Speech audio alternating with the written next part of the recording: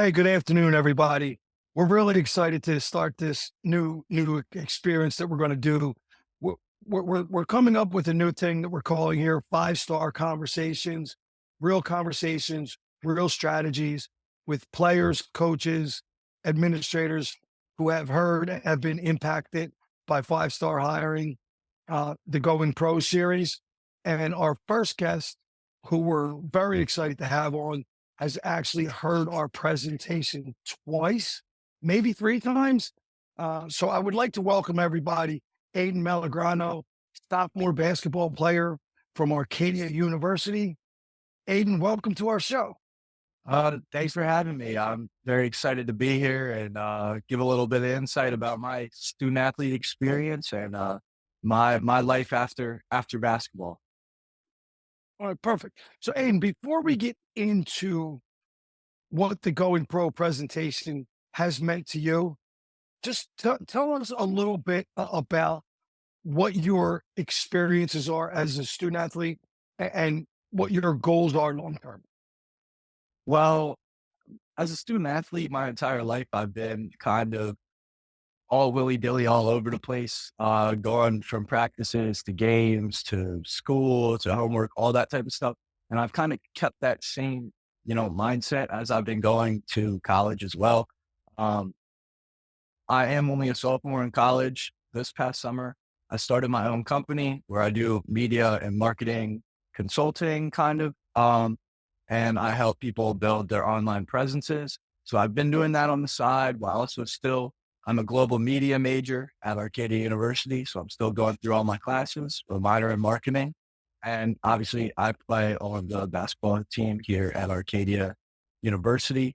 Goals long term, I would love to not have to go to James at the end of my college career. That's the goal for me. But that can happen. I would love to be able to run my business to a point where that could be a mainstream of income. But at the same time, I'm still trying to, better myself with resumes, with how I can talk to employers just in case that I need to go interview for jobs, entry level jobs right after college ends for me. Yeah. And it's funny, I don't take any offense to you saying that you don't have to come to me. In fact, that's one of the things that I talk about to some degree. I welcome it. Like, while I would love to help place you, when you get to that point, I certainly don't want anybody coming to me in panic mode, not having done a lot of the things that we talk about during the Golden Pro, because really a lot of what we talk about is leading up to that point and preparing you for it. So to that end, what has resonated most with you with the Going Pro presentation? Now, I'd say more the logistical side. So when we're talking about thank you emails or saying that we applied for a job, I've been through an internship search multiple times already, and I've went through it without hearing the Going Pro presentation speech. And then I went through it with going through the Going Pro presentations. I never sent a message to the person hiring on my first time that I applied for the job and here's a little bit of background on me and like, nice to meet you type of thing. And after the Going Pro speech, listening to James, he said, just shoot them a quick message. It takes 5 seconds out of your day, could set you apart from everybody else.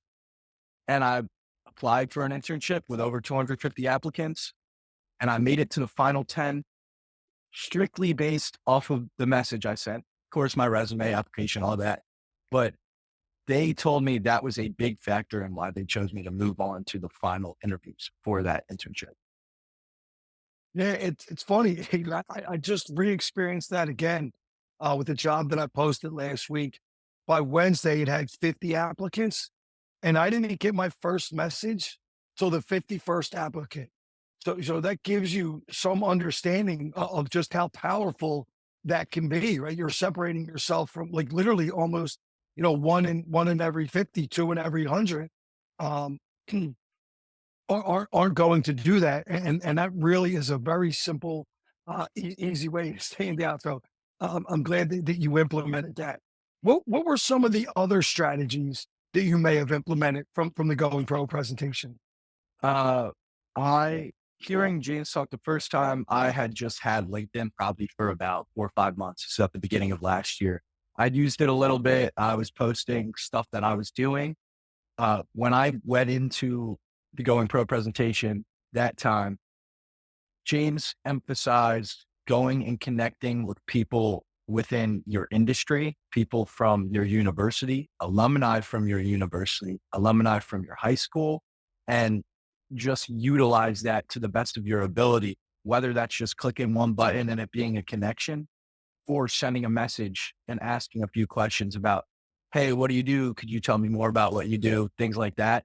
I've been able to grow my network exponentially since that presentation, just off of doing those things and going in and being curious and connecting with people that I probably would never be able to meet in person. And I made a lot of good strides, a lot of good connections that I could revisit 5, 10, 15 years down the line, just due to LinkedIn, a free platform. Now talk about that as what that would look like for you if you didn't do that as a probably, I guess, a freshman was the first time you heard it. To even now as a sophomore, but looking forward, as a senior, had you not done any of those things, would you consider yourself behind? 100%, I'd feel way behind right now, even though I'm somebody that always likes to have stuff set in stone. I know going forward, due to some of these connections that I've made, I'm going to be okay when it comes to finding a job in the workforce at some point or along those lines. But say like my time was ticking down as a college athlete, as a college student, I couldn't help but I would feel very overwhelmed without, with not having that network, without having those connections within the industry. So I'm glad I got a head start on it. It's never too late. It's not hard, but if you consistently are on there every single day, like I know me and James are on there all the time and we talk to people all the time through there. Even if you're just on there sending out 5, 10 connections a day within, your industry, it can work, it can work a long way and go a long way for you. Yeah, it really, and it's kind of like any other social media platform, right? Like when you first get on there, clearly the followers or connections, whatever they're calling them, aren't going to be there.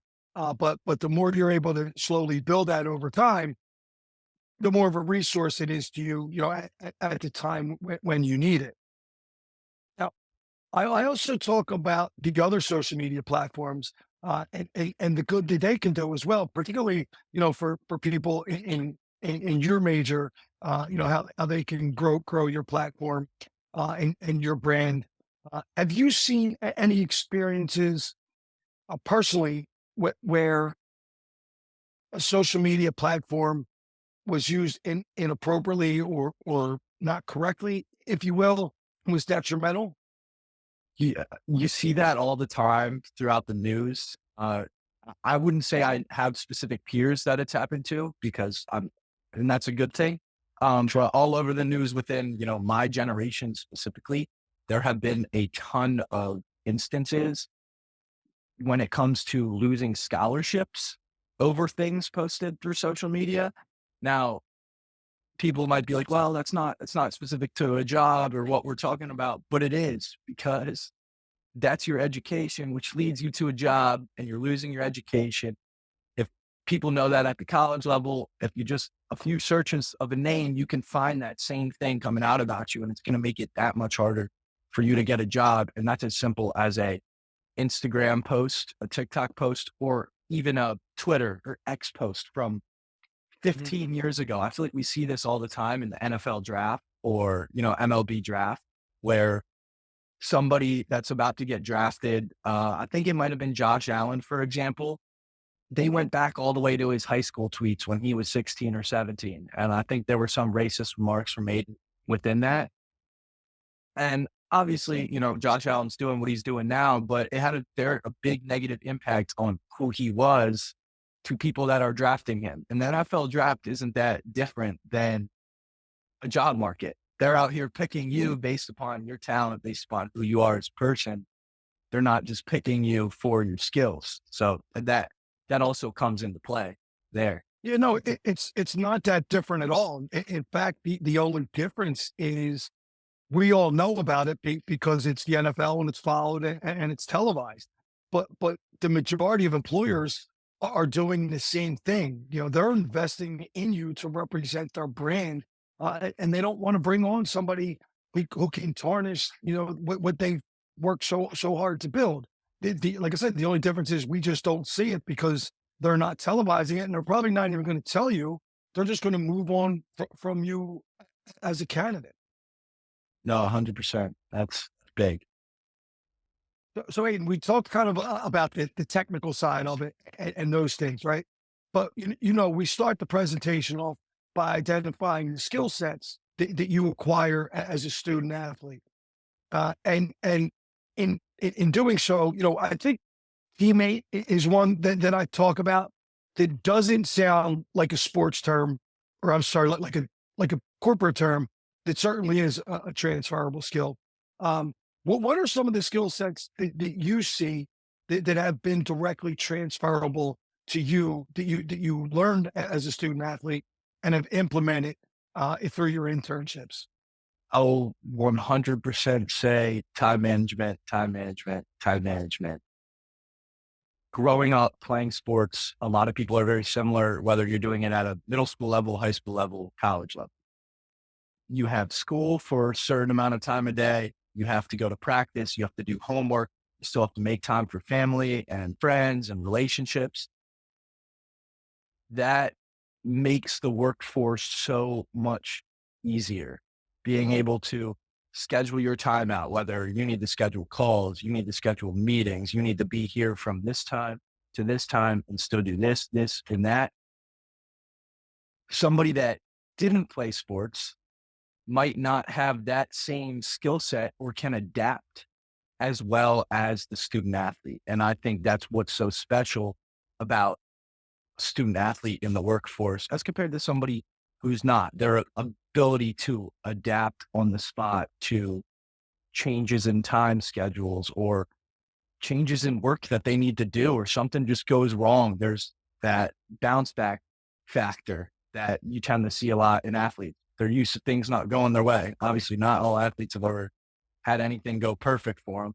Obviously, it's not going to be the same in the workforce. So I'd say time management and just like being able to bounce back and adapt off of on the uncontrollables.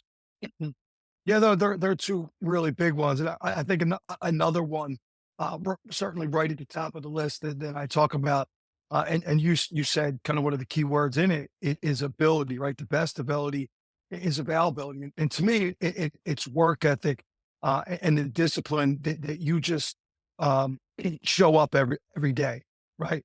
You're you know, if you hire a student athlete, you know you're getting somebody who's going to be committed and disciplined and show up day in and day out ready to work. 100%. So, and, and if you were kind of had the roles reversed and were the hiring manager, what would it, if you were to see a student athlete listed on a resume, um, what would make you want to interview that person? My eyes would pop off the screen if I'm going through and I'm reading through applications and I see student athlete. I see somebody with a resume, a portfolio, while also being able to play however many years of athletics, any time. Um, the things that would really resonate for me within that are those transferable skills that we kind of just talked about. And obviously I need to have an interview with them, but I like to say the word passion a lot. Student athletes tend to have passion. They need to. If they're playing a sport in college, you have to have some sort of passion for the sport that you're playing. And it's a lot easier to see if they have passion, say, for, marketing or, finance or invest, whenever, whatever that is. It's easier to tell from a student athlete if they have passion about a certain thing, because it's technically not hard to, it's not normally hard to see. Like a lot of athletes, where they're talking about chip on their shoulder, you hear an announcer saying that in a game. I think they have chips on their shoulders in life and in the workforce in general. So that's what would pop for me. I want somebody that's kind of gonna go to war for me. I'm their coach, boss, that's gonna show up every single day and give it 110%. I like that. And that's not really a hypothetical because we just collaborated on a job post for you. So I know those interviews will be coming up for you. Uh, Right. Bill, Arcadia's been one of my better stops, and I've gotten a lot of positive feedback and cooperation from not just the basketball team, but the student athlete advisory committee as well. If you were to get the student athletes of Arcadia on campus, um, who have heard the Going Pro presentation, and those who have not, and they haven't, it hasn't fully resonated with them, or they haven't kind of fully dove into some of the things that we're suggesting that they should be doing. What would be your advice to them? My advice would be start now with one step. You don't have to go do, obviously, the presentation James showed was huge. There was a ton of value, a ton of insight. You don't need to do it all at once. It could start with just setting up your LinkedIn profile and connecting with 20 people. It could start with tweaking a resume. It could start with volunteering and doing this to add something to your resume. It doesn't all have to be at one time. And I think that's what students, also student athletes, get hung up on is, I don't have all this time. I don't have all this time. I don't know if I can do this. I don't know if I can do that. It doesn't take that long to just do one of them. And then over time, if you stack days, it just gets a little bit bigger, a little bit bigger, a little bit bigger. Your network grows, your skills grow. And then you still will have all these transferable values and skills from being an athlete. And then all of a sudden, you're just this really well-rounded candidate when you're applying for jobs 2 years down the line. You just have to start. And it doesn't have to be in a big way. That's what I would say. If I was talking to people that didn't start any of those things that we talked about. Yeah, no. One of the first people um, that I ever hired, one of the first student athletes that I ever hired, he likes to say, he's wildly successful now. He always likes to say, that thing, whatever that thing is, just start. Right? Like you have to start. So that's excellent, excellent advice, Aiden.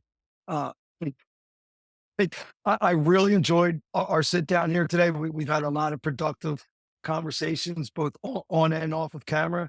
I think this certainly will get added to that. There was a lot of value in this, I think, both for student athletes and employers. Uh, is there anything you want to add before we wrap it up? I just want to say, obviously, thank you for having me on. And if you are a student athlete, just go ahead and start the process. Time goes by quick. Whether you like it or not, 4 years could feel like 4 seconds. Just got to make the most of it and do everything you can to set yourself up for the next 40 years. All right. Well, again, Aiden, thank you for your time on our very first rendition of Five-Star Conversations. Appreciate the time, and we're looking forward to bringing you many more episodes. Thanks for Thank you. listening. Yeah, thank you, James. Thanks, Aiden.